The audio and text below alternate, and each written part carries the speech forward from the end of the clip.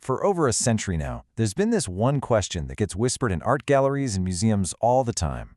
It's a question that really gets to the heart of what we even think art is, and it usually starts when someone looks at a piece that looks, well, a little something like this. Yep, that is a urinal. Flipped upside down, signed with a fake name, and put on a pedestal. This is Marcel Duchamp's Fountain, and back in 1917, it sent a shockwave through the art world that, honestly, we are still feeling today. The question it forces us to ask is a really powerful one. So on the one hand, you have what we all kind of think of as art, right? Incredible skill, it's beautiful, there's a clear subject. And on the other hand, you've got a piece of mass-produced plumbing. So how in the world did we get from point A to point B? How did the definition of art itself get so completely turned on its head? To figure that out, we've got to go back to the original rules of the game. Before this whole revolution of ideas kicked off, the purpose of art seemed a whole lot simpler. I mean, it had a job to do, a bunch of functions that, for the most part, everybody agreed on. Art was there to be beautiful, to give us some kind of aesthetic pleasure. It was also there to comment on society, maybe push for political change, or even serve as propaganda. And of course, for centuries, it was totally intertwined with religion, telling sacred stories, teaching morals. Art always had a purpose outside of just being art. By the time we get to the 19th century, this idea had evolved into a philosophy called art for art's sake. And the thinking here was that true art shouldn't have to be useful or moral at all. Its only job was to just be beautiful, period. But what if art's purpose wasn't about beauty at all?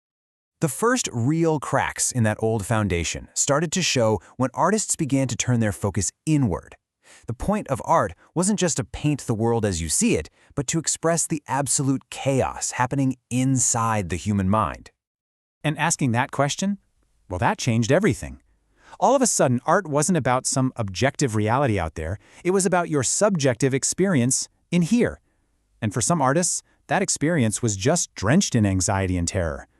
The real question became, how do you paint a feeling? So let's take a look at the Norwegian painter Edvard Munch. His childhood was just this relentless string of tragedies. His mother and his favorite sister both died from tuberculosis. His father was a religious fanatic who basically terrorized him with stories of hell. And then another sister was committed to an asylum. I mean, his entire life was just steeped in this deep anxiety and grief. Then one evening, all of that inner turmoil found its perfect reflection in the outside world. He was out walking with some friends, and as he tells it, the sky just turned this horrifying blood-red color. And in that moment, we see the birth of his masterpiece, the Scream. See, he wasn't painting a landscape. He was painting a raw, psychological state. He was painting a sensation of nameless dread. He was literally pouring his soul onto the canvas, proving that art could capture an internal, emotional reality. It's like the artist Leonora Carrington said later on, art was becoming less of an intellectual puzzle and way more of a gut punch, a visceral experience.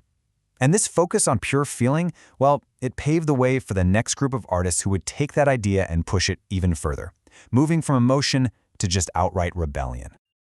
Okay, so if Expressionism put a few cracks in the old rules, the movement that came next basically took a sledgehammer to them.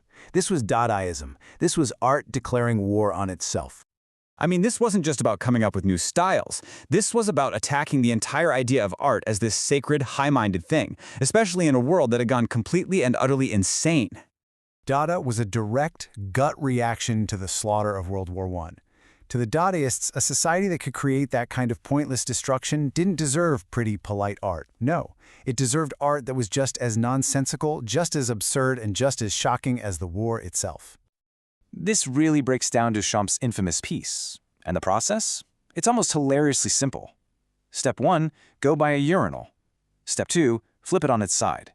Step 3, sign it with a made-up name. And Step 4, just declare that it's a work of art.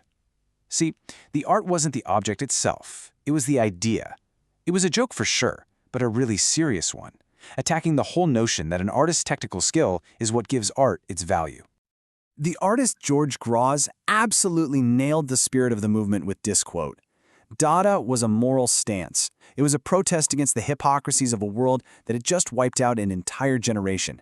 Dada wasn't really anti-art, it was using art as a weapon against a world it had completely lost respect for.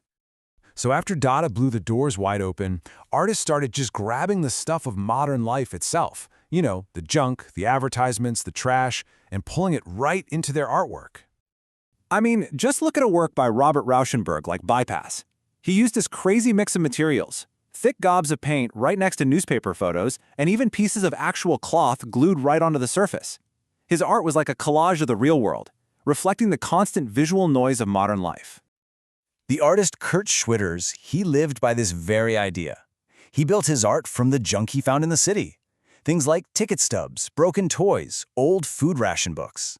The whole philosophy was, if you want to find the soul of a culture, don't look at its grand monuments, look at its trash. So, where does all this leave us? We've seen art as beauty, art as pure emotion, and art as a weapon. How are we supposed to make sense of all of it? Well, if we kind of just summarize the goals, you can see this clear evolution. Traditional art was aiming for beauty, maybe some social commentary. Then Expressionism came along and tried to capture our inner turmoil. And Dadaism, its whole goal was to just blow up conventions and question what art even is. Each movement had a totally different mission. And that, right there, is the real takeaway. The story of modern art isn't about a single destination that we finally reached. It's the record of a loud, chaotic, messy, and absolutely brilliant argument about what art is for, what it can be made of, and who even gets to decide. So the next time you're standing in front of a piece of art and you find yourself asking, why is this art? Maybe remember that the goal was never to be beautiful. Maybe its true purpose was to force you to ask that very question. And by making you ask, by making you think and argue, it's already done its job.